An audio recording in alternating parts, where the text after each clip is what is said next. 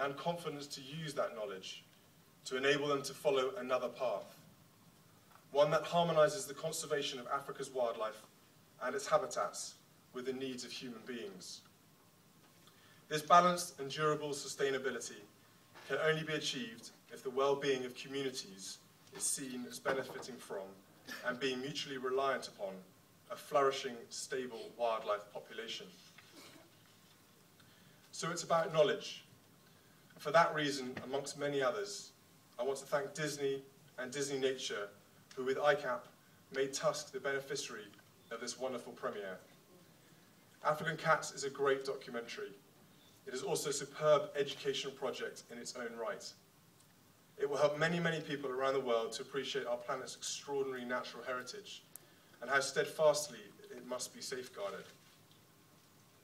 It remains for me just to introduce your question and answer session.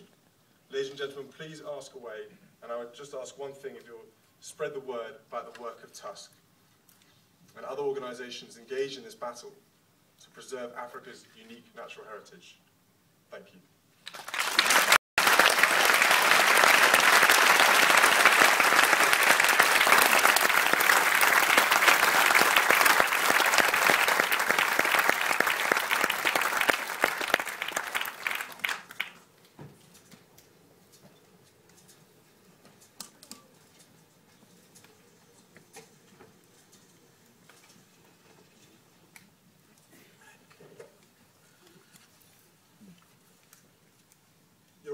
Thank you very much indeed for those very thought-provoking words and for your support of our charity and indeed of this premiere this evening.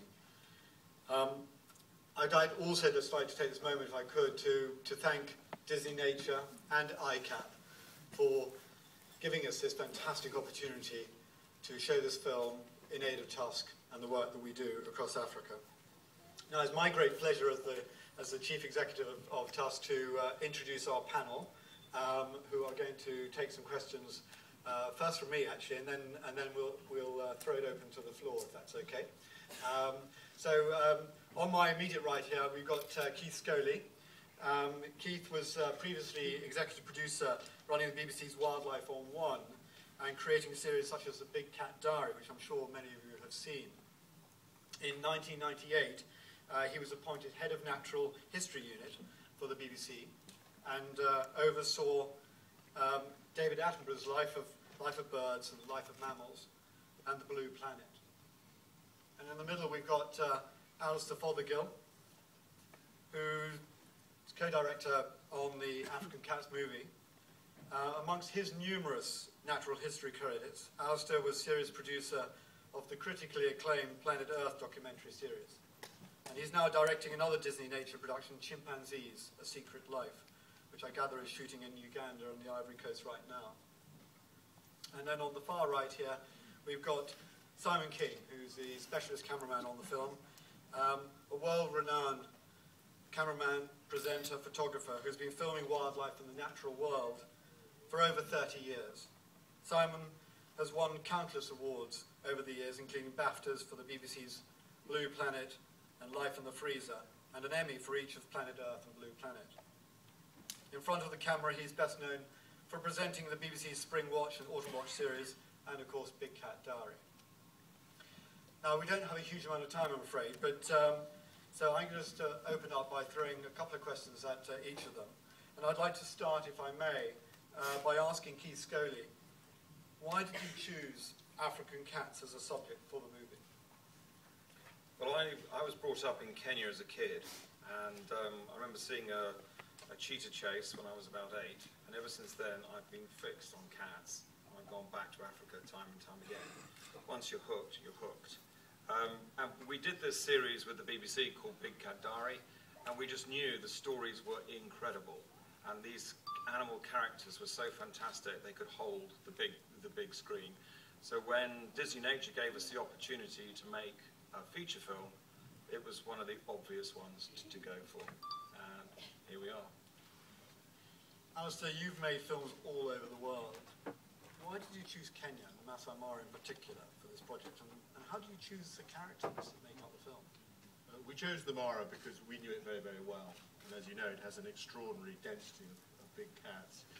And choosing the stars, which actually Keith did, was probably the single most difficult decision in the whole making of the movie, because you write a script. We wrote a 60-page Hollywood script, and of course the cats never read it.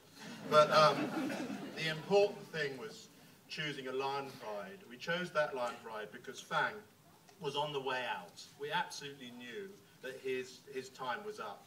And across the river, there was Carly. We knew something would happen. We chose Sita because Disney films have to have a happy ending. And most cheetahs actually fail to bring up most of their cubs. And we knew Sita, we knew Sita's mother, we even knew Sita's grandmother. And Keith knew that, you know, she was a really good girl, and we had a really good chance of at least some of her cubs making it to the happy ending at the end of the movie. Simon, I know you're the consummate professional cameraman, you know, who's passionate about wildlife. But I mean, how do you get so close? And did you ever not want to step in and try and save the cubs, or you know, don't you get emotionally involved when you're so intimately, you know, studying these animals? Well, of course one gets emotionally involved. I'd just like to say that my part as a cameraman was only a bit part, and Sophie Darlington, who's with us this evening, and Owen Newman and Simon Wary were all far more important as far as the images you've seen this evening. I just did a tiny little bit. But I'm very grateful to be here this evening and to have contributed to the project. How close do we get? Well, there's a law, and the law is you don't get any closer than 30 metres, and we do our very best to ensure that. However, just like the cats don't read the script, they don't look at the law book either. And there are many, many occasions when cheetahs and lions will come right up to the car, and there's nothing you can do but to stay and let them do what they want. Sometimes they jump on the car, sometimes they do things on and in the car, and I'll leave that to your imaginations. And sometimes they simply use it as shade. Getting emotionally attached, of course, one does. You're spending a tremendous amount of your life looking at an individual, watching cubs grow, and you see the dangers coming sometimes before they do. And there's a huge temptation to say, wake up, there's trouble on the way. You can't. You must be a passive observer. Our role is to do just that, and to tell the story like it is, to tell the truth. And I think the truth outshines any fiction that one could hope to imagine. Keith, do you think this film can help big cat conservation? I hope so. I mean, our philosophy with all wildlife films, and especially this one,